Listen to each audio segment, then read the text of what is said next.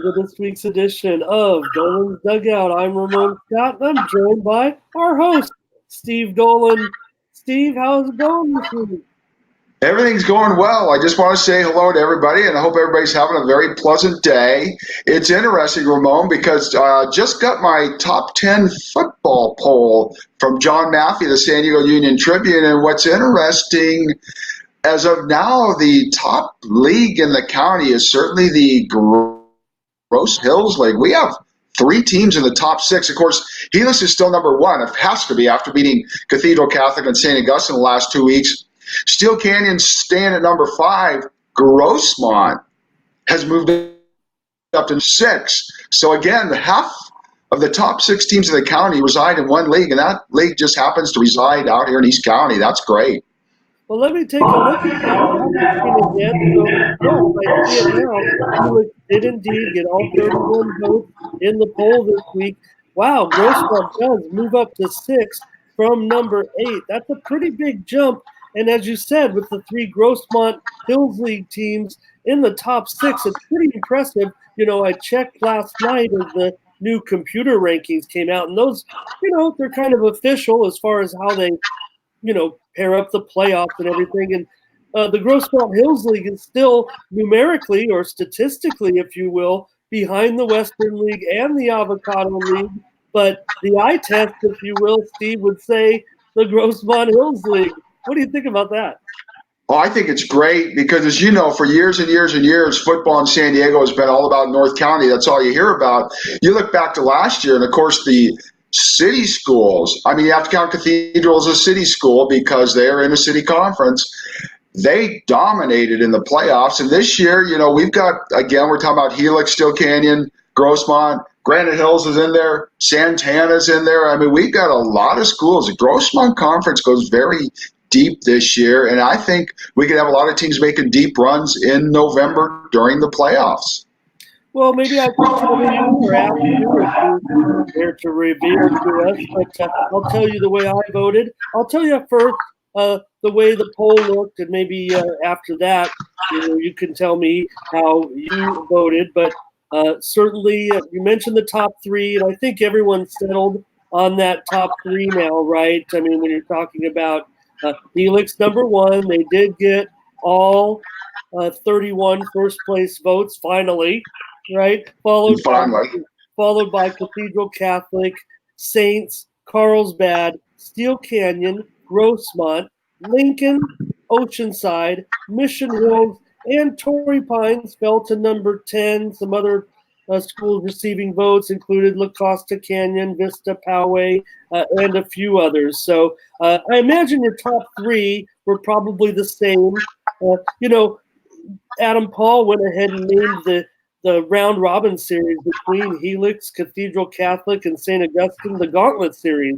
And I thought that was kind of neat because it kind of harkens back to, kind of the Civil War days, not even that, even further back, the days of a gauntlet, it's a steel glove, but it's also a football term for a piece of equipment that is used in training. So I thought that was kind of neat and maybe apropos because it's such a grudge series now. But I imagine you landed Helix, Cathedral, Saints.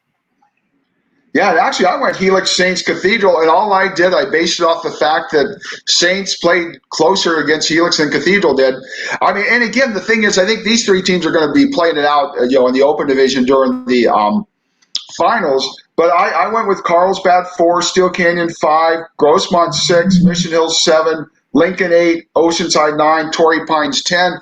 Torrey Pines at 10 is a tough one because they lost El Camino. El Camino's only 2-2, but I know from what John Maffey told me, he was at the El Camino Lincoln game, and El Camino should have beaten Lincoln. And if they'd beaten Lincoln, El Camino would be a top 10 team. So I find it interesting, again, that we've got 3 of the top 6 teams here.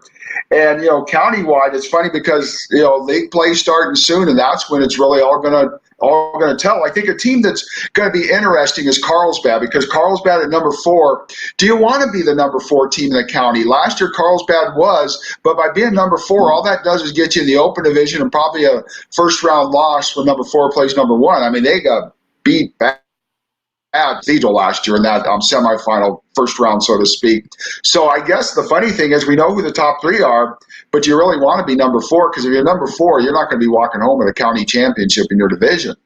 If you're number five, then you're in Division One, and maybe you got a good chance. Well, I'll tell you one thing. I don't think that the Steel Canyon Cougars would mind taking their shot at the top four teams, and I think it'd be a badge of honor if they could squeak in there. Wouldn't it be interesting if the Grosse Pointe Hills League could somehow get two teams in the Final Four? And I believe the only way that could happen is if Steel Canyon upset Helix again on the final night of the season. I think Helix could survive a loss in league play and still remain in the top four. And I think that type of win, unless Carlsbad were to sweep the table in their league, I think Steel Canyon could be a team that could edge into that top four, and I think it'd be quite an honor for them. And I don't think they would feel like they want to hang back, if you will, and stay in Division One and try for that title. And interesting, Steve, I'll be seeing the Cougars for the second time this season this week, and they host Mira Mesa, a team that they played some good games in the past, but this year Steel Canyon should handle the Marauders. I would think so. And the thing, Moni, you make a good point about Steel Canyon being number four. What would be interesting if Steel Canyon does get into the Final Four, so to speak, in the Open Division? In the semifinals, I think Helix, even if Steel Canyon were to beat Helix, I think Helix would have to stumble more than once not to be the number one seed, because Helix has beaten the Saints and Cathedral. But what could be interesting in the Open Division with four teams, in the semis, you could have two Grosse Pointe Hills teams with Helix against Steel Canyon. And on the other half, you could have the Holy War Battle 2 with the Saints and Cathedral. So it's interesting. You could have some rivalries in that Final Four, so to speak, this year. And Steve, Helix with that great win last week again over Saints.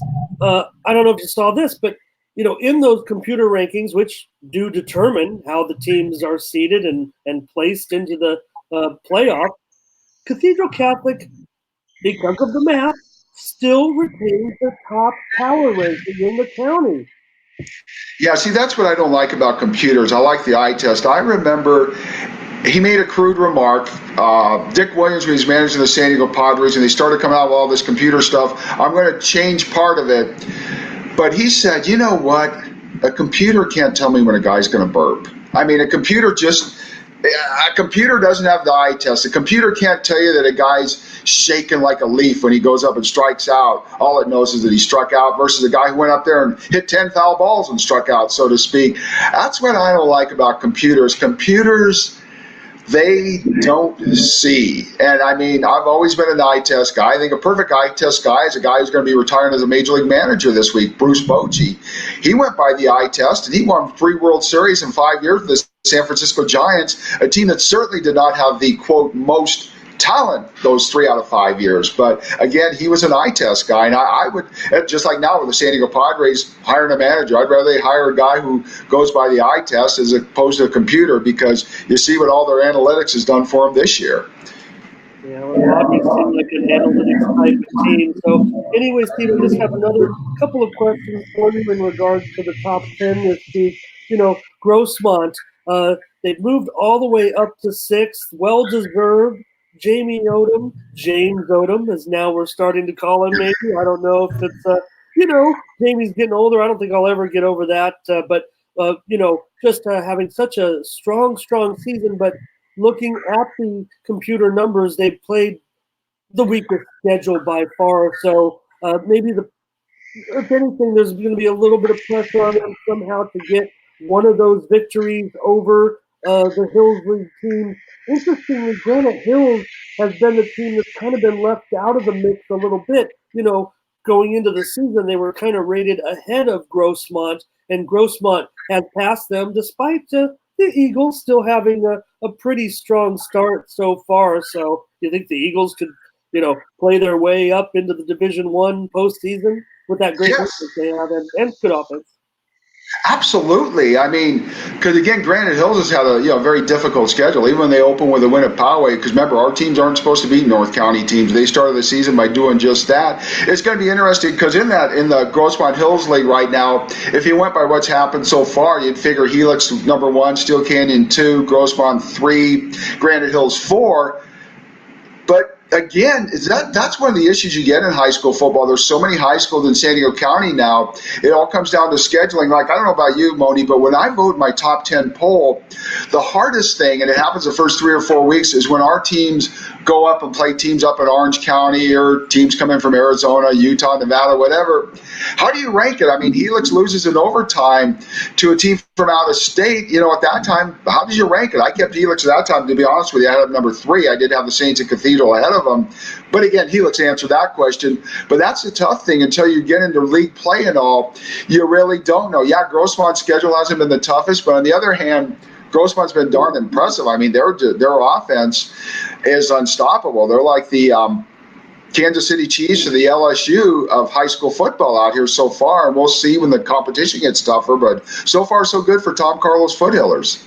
Well, we'll see what happens with Helix this week. I mean, we know that their one loss, as you said, came to the out-of-state team, Harriman of Utah. Pretty strong program, and their rating has only gone up this year with the way the results are shaking down. But this week, they're going to play another tough out-of-section team, a team that really is a bit down for their program. They already have 3 losses. I'm talking about Oaks Christian of Westlake Village. Really, I mean, they've won a state championship at Oaks Christian, and they always have a great program, but maybe they've just run up against some tough teams so far.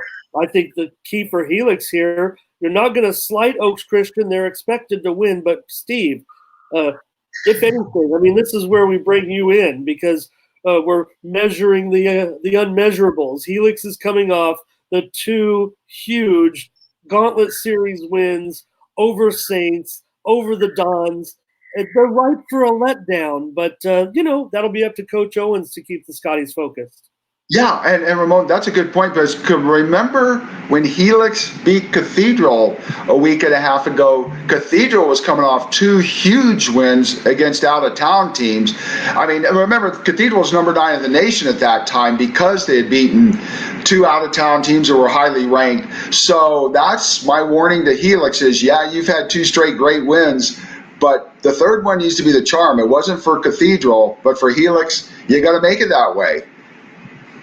Okay, that's a good look at the top 10, and we'll see how it shakes down. The other matchup, Granite Hills, are going on to play Southwest this week. They should beat them. Grossmont has a tough test, so I think, if anything, this will be their test to see if they can remain at number 6. They're playing Madison. Madison, not in the top 10 right now, but they've been right there with all these teams kind of in this grouping. And I just found it interesting, Steve, that, Madison this year lost to Steel Canyon, beat Granite Hills, and Grossmont, which is in between both Steel Canyon and Granite Hills, now plays Madison. And so they're right in the middle of that. So I think this will be kind of the coin that's flipped to see if they can beat Madison and kind of earn their spot ahead of Granite Hills, I guess.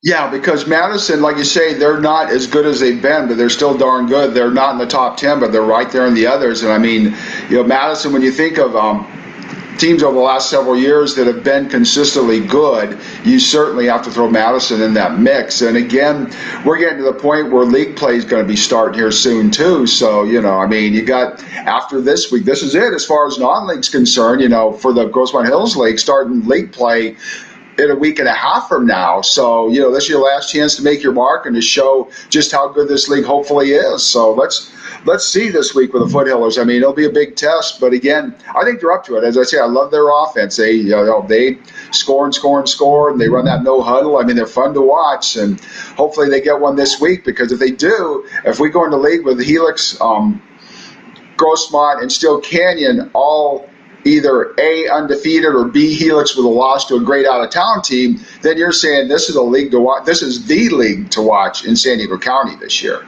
Yeah, and with all due respect to your Vaqueros and the Norsemen, who are having a resurgent season despite their a couple of losses, maybe the Grossmont Hills League would actually be ranked a little bit higher, maybe ahead of the Avocado, if those two teams were not in the league. We talked last week about it, how Valhalla would be joining the other league. So I think that affects the rating a little bit. And I'll have another note for you on Valhalla and El Cap in just a moment, but wanted to ask you about your Vaqueros.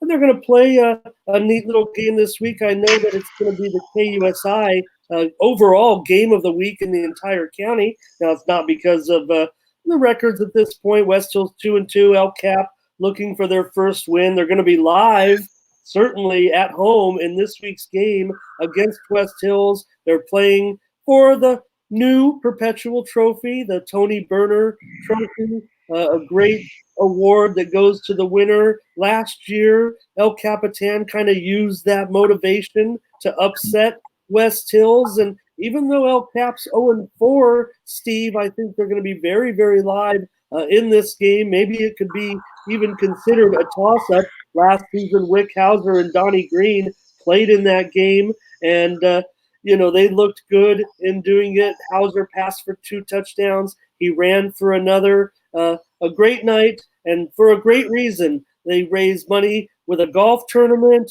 and they, have a couple of scholarships, one for each school. And I know Coach Berner and Coach Ash have even looked to expand that program possibly in the future, awarding scholarships to athletes in other sports or possibly even academic scholarships. Coach Berner has said that he'd like to fund 2 kids with full scholarships to go to state.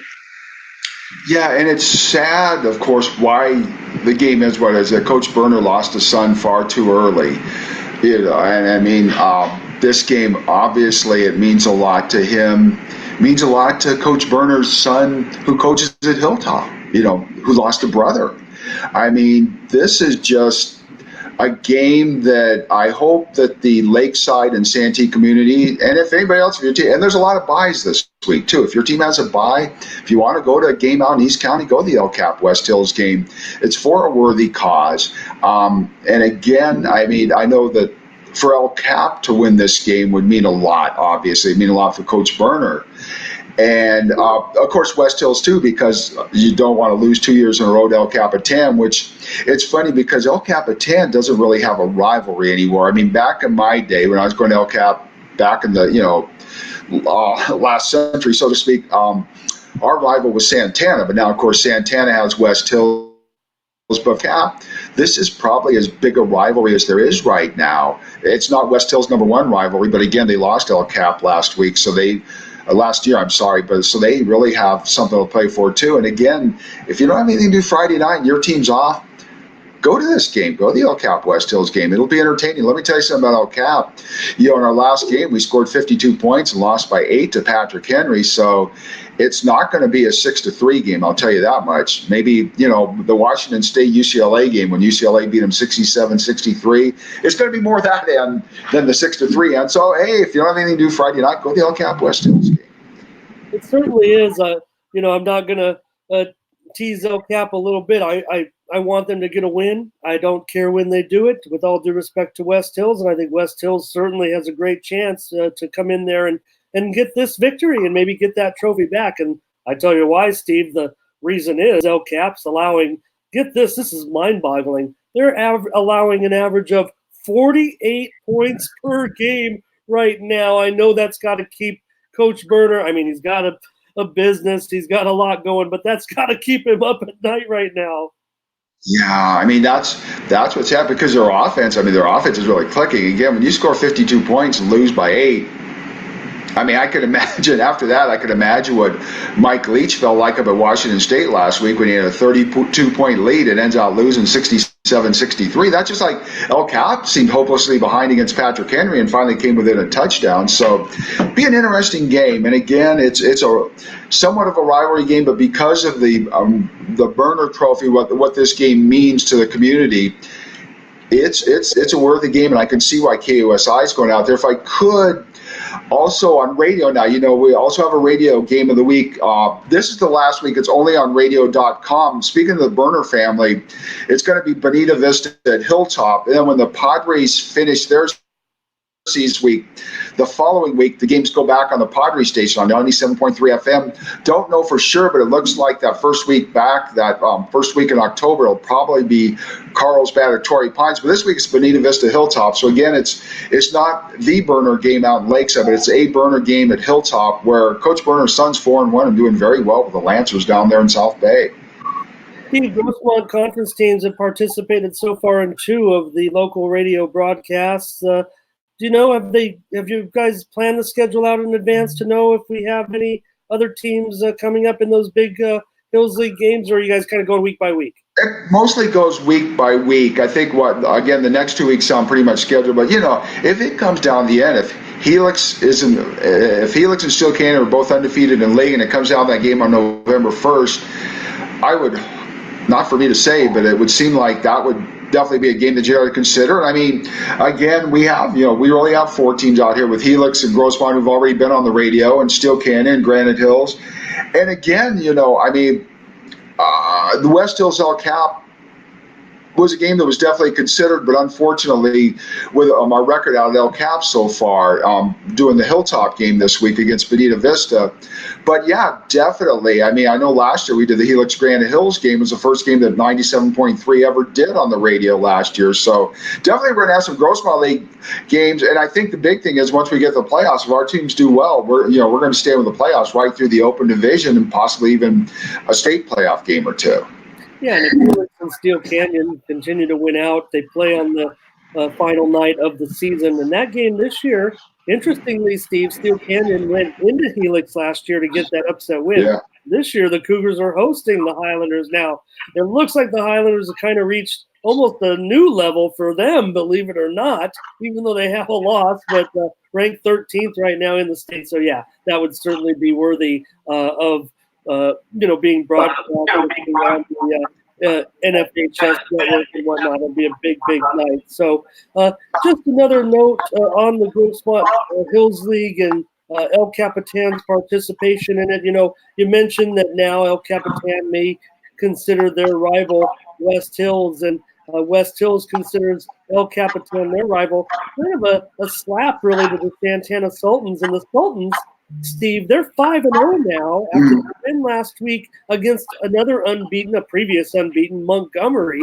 Those were the top 2 teams in Division 4. And now, Steve, Santana, they haven't won a league title this century, but right now I think they've moved to the forefront as the favorite in the Grossmont Valley League. Looks like the Monarchs have certainly dipped off of last season. Right now, and also you can say that, Santana's played their way into the favorites role. And maybe that game against Mount Miguel, imagine what it would be like on that night. 2 teams that really pass the football, Santana and Mount Miguel. That one could end up being the league title matchup. Unfortunately, that's the first game of the league season. Yeah, you mentioned Mount McGill, Troy Starr, you knew it was going to happen, that he would turn things around there at Mount McGill. And speaking of Santana, I'm just going to say this. I would love to see, let's renew that El Cap Santana rivalry. We could just, El Nopal Road, that road between El Cap and Santana, a little back road. Let's get that thing jammed on a Friday night going one way or another. I mean, I just think, because again, in my day, and it goes back a ways before West Hills, El Cap Santana was one of the great rivalries. And I would just like to see that rivalry be brought back. Of course, Santana West Hills, great rivalry too. I mean, that's the Battle of Santee, and I get that. That's a bigger rivalry. But the old Lakeside Santee thing, let's bring that back.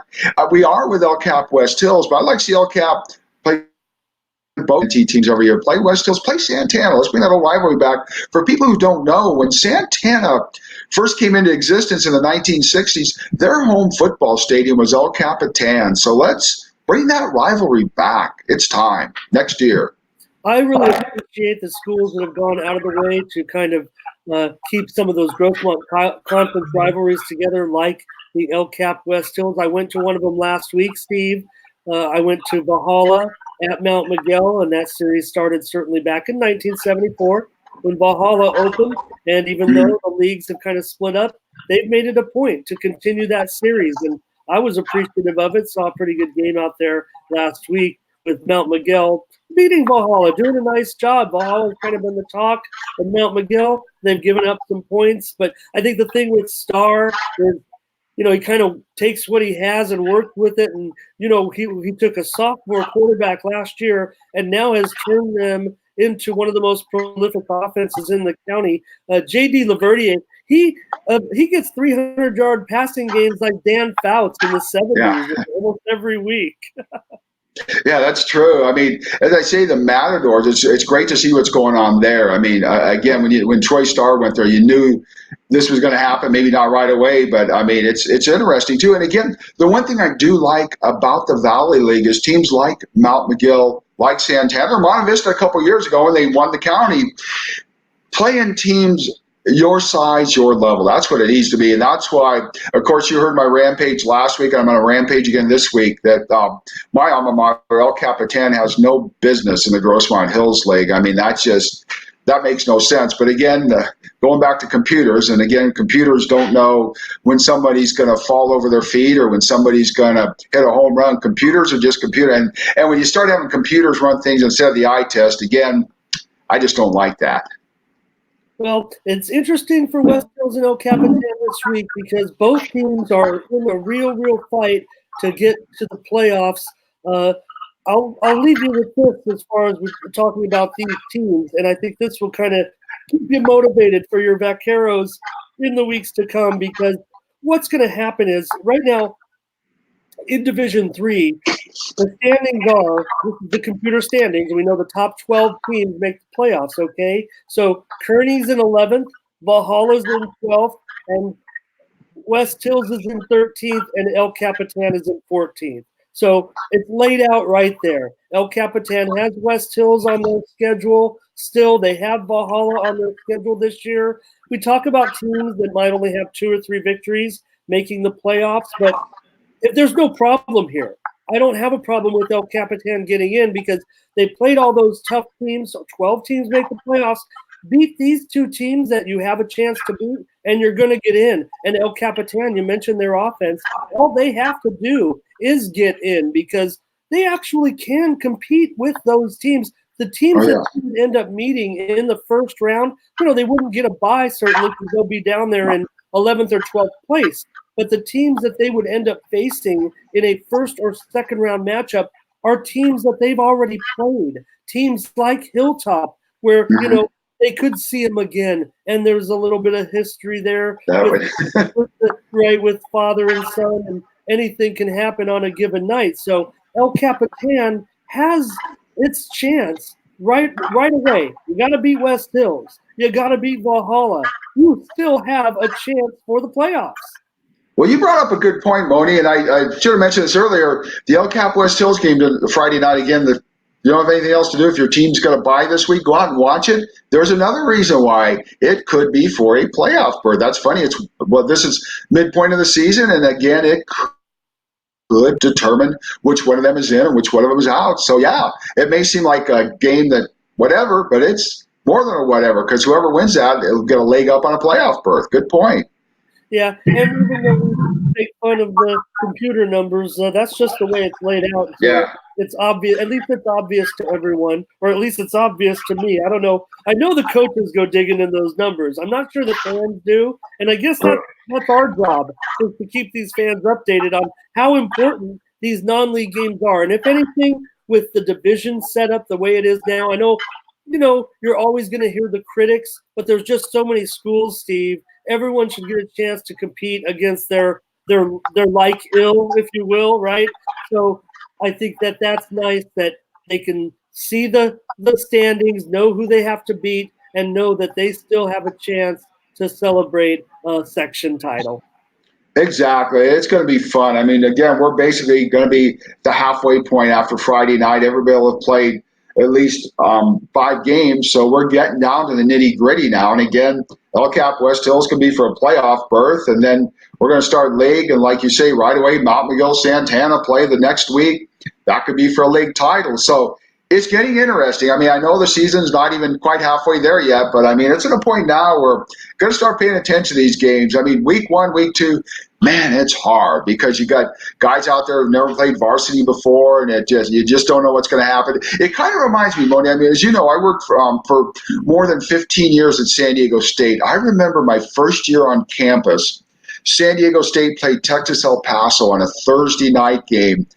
The next morning, I was in a line at an ATM. I was behind one of the guys who'd been on the football team, and his friend asked him, "What was it like playing under the lights there last night?" And the guy's answer was, "Man, I was scared." It is. I mean, you've never been under the lights at all, so you just don't know what's going to happen right away. You get used to it, but man, those first couple little lights, Friday night lights, you just don't know. And then all of a sudden, you become like Helix against Cathedral and the Saints. You get on a roll. That's what's great. I love Friday night lights. If I could, and I've said this 1,000 times to people that know me, in my day as a sports writer, I would cover a high school game on Friday night, Aztecs on Saturday, Chargers on Sunday. If you ask me on Monday which game was the most memorable, Friday night. There's nothing like Friday night lights. I guess that's why I'm still into it after 30 years, and you, well, I'll say it even longer. Oh boy, I go back. Oh, Bill Dickens, God bless him, our old boss, hired me 45 years ago right out of El Capitan High School. And again, I mean, as you know, I go to every Padre game and love doing it, even when they're not doing well. Love that. But man, I mean, the Padres are done Thursday at home, and then Friday night get to go to a high school game. There's nothing like that. Yeah, and that's why we share that common bond. I just remember following Bill as early as being 14 years old and following him like a little puppy dog on the sidelines, trying to get his attention that I wanted to be a part of this business. And for better for worse, Steve, here we are. Great 30 minutes with you. I have to ask you, I don't want you to get us in trouble, but you do work with Fox Sports San Diego crew each night for the home games as their statistician.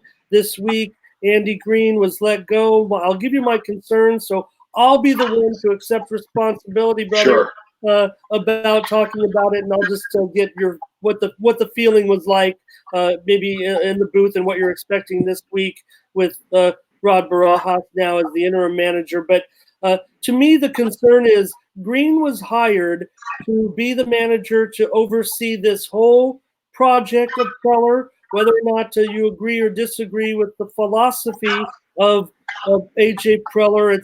I don't think we can deny he's done some things that have been questionable, but again, he's also done things that have been unprecedented. The league has even, put forth new rules as far as how teams accumulate international talent because of the way Preller circumvented the rules and really acquired an inordinate amount of foreign talent, of Latin talent, really, in this organization. He really pulled a fast one on the league and really should be given a lot of kudos for following the rules. And the Padres paid that big fine, if you remember, I believe, of $75 million to the league because they overspent on purpose in acquiring that international Latin talent, if you will. So Preller's done some good things, but the man that he hired to oversee this ended up really, because of the team's lackluster play down the stretch this season, is the way he described it, a season that really it wasn't on the radar as being the Padres' target season. So to me, it says that they have indeed underachieved this season, even though the expectations certainly couldn't have been there for a division title or more. Yeah, I get where you're coming from. The one thing I will say, as you know, I've had a radio show up in Alpine, and clear back in May, I had Coach John Quintero on with me. And my question to Coach, back then everybody's saying, oh, they can be a wild card team, this and that. And my thing was, to me, this year, a successful season would have been 500. It didn't happen. If I could answer a couple questions with what I could say, as far as who's going to be the next manager, we all have our opinion. I would love to see Joe Girardi, who managed the New York Yankees. He's won World Series. Joe's ideal job would be the Chicago Cubs because he played there. But people in the know that he would definitely take the job here. And as far as A.J. Preller is concerned, and this isn't me talking, this is two people who've been in front offices in Major League Baseball for a long time. One of them, a consultant with a team that's won 3 World Series this century. And you can figure out what team it is. They have both told me that, that A.J. Preller really needs turnaround right away. for him to stay here. And again, these are people in the know. That's what they've said. As far as the Padres are concerned, they were saying 2020 is the year they were going to contend. As we all know, after this season, there's a long way to get there. I think I will say one thing you can expect in the offseason. When the Padres make trades, they're going to be sending 2 or 3 people to get one person for a couple of reasons. It's going to take that to get good major league talent. And also, they have a lot of guys that they have to put on their 40-man roster now, or else they could lose them. And to do that, they're in a numbers crunch right now. They got too many guys that are good enough to be on their 40-man roster, and they're going to have to start shedding players. So don't be surprised when you see a lot of Padres giving up 2 or 3 for 1 or giving up 4 for 2 or whatever. That, I think, is going to be a trend in the offseason. So we'll wait and see what happens. But as far as when they're going to name a manager, I think, obviously the sooner the better, because if you have a guy in mind, you better get him before the Cubs get him if Joe Madden goes, which is expected, or the Phillies, Gabe Kapler, the Mets, Mickey Callaway, things like that. I mean, the Kansas City Royals and the Seattle Mariners, teams like that may need new managers. I mean, Mike Matheny's going to get the job in Kansas City. But again, I think the Padres will want to act quickly on getting a manager, because if you want the guy you want, may go to somebody else quick if you don't get him. And that's where they get an 8-day jump on everybody else by what happened last weekend with Andy Green. Does it matter if the Padres go big, if you will? The names that were first bandied about in the San Diego Union, right on the day after the firing, said right there in the headline, Socha and Bochy, does seem like kind of a reach. But given the team's heavy Latin influence, could Barajas earn the job, or could they promote a guy with some managerial experience in Moises Alou? Yeah, I mean, Barajas will definitely get an interview. I don't know what that will mean. Well respected in the organization, like you say, with Moises Alou. Although it's interesting, because I just heard Bob Nightingale, who I used to work with the LA Times years ago, who's a great baseball insider, and he said he doesn't think that Moises Alou wants to be a manager in the major league. So we'll see about that. It's going to be interesting, though, because you're going to have the big names. Another name you can throw in there is Ron Washington, who managed the Texas Rangers to a couple of World Series appearances. And I mean, with Bochy, I just think Bruce Bochy, I think I said it last week, he's been doing this for 25 years straight. If this were a year from now and he'd been out of baseball for a year, maybe, but I just think I don't think he said, I'm going to retire after this season so that he can be talked into managing another team than the San Francisco Giants next season. I just don't think he'll do that. I would think a part of Bruce would say that's not fair to the Giants to say I'm retiring and then to go manage somebody else next year. I mean, I just don't think that will happen. It could, but I doubt it. So it'll be interesting. Just stay tuned here in the next few weeks. I know Major League Baseball in October, when the playoffs are going on, prefers that you not make moves then. But really, I think the Padres are probably going to make a move sooner than later, because again, they've got to jump on everybody else. Nobody else has fired him. Andy Green was the first manager to get fired this year in the major leagues, and now that he's gone, the Padres certainly right now are doing their due diligence on their next manager, where other teams, they're not in that situation. They haven't fired their guy yet. I hate to put it that way, but again, it's going to be a very interesting winter. And if the Padres indeed do want to contend in 2020, they've got a lot of holes to fill, starting with, pitching, certainly behind the plate, most likely second base, probably center field. They got a lot of holes to fill. But then again, I think, they've proved they'll open their checkbook by getting Hosmer and Machado the last 2 years. But it's going to be an interesting winter, very interesting winter, because they've told people 2020 is the year that they're going to contend. So I think they need to live up to their word. Yeah, I get down for that. I think the name that you threw out, Ron Washington, kind of interesting, because that kind of dates back to Preller's days in Texas. And how much do you think? Exactly. How much do you think Preller, not emotionally, I'm just talking about from a baseball standpoint, misses the influence of Don Welke at this point? It's sad. I mean, I'm sure he misses him a lot. Don having passed away a year ago, because that was like a right-hand man for him. I just think right now for AJ, again, it's going to be an offseason where, again, he's going to have to produce, because the manager's gone, and now it's on him now. I mean, really, it's on him in 2 ways. Number one, to go out and hire an excellent manager. And number two, to make this team into a legit playoff contender, like people were told it would be by 2020, which, if my calendar's right, that's next year. Yeah, and it seems like the more we talk, the later it gets. And how late are we supposed to wait for this? Because, we see a lot of these talented players coming to the forefront right now. The time is now. The one area that the team really needs to shore up, and it's kind of interesting because it's been kind of the strength of the team in the past, has been middle relief. That's been the area that's kind of gotten away from the Padres over the last couple of seasons as this rebuilding process has started. Yeah, you remember when you went Linebrink, Bell, Hoffman. It used to be if the Padres were ahead 2-1 after 6 innings, the game was over. And now if they're ahead 2-1 after the 6 innings, it's a 50-50 toss-up because the bullpen outside of Kirby Yates really hasn't had a great year. Craig Stammen pitches seem like every day. And I would hope maybe that they bring Stammen back. I know his contract's up, but just the fact he could be a veteran leader out there in the bullpen, assuming Yates is here next year, because his contract's up after next year. But again, I mean, where are they probably already? I mean, you could say next year, first base with Hosmer, shortstop with Tatis, third base with Machado.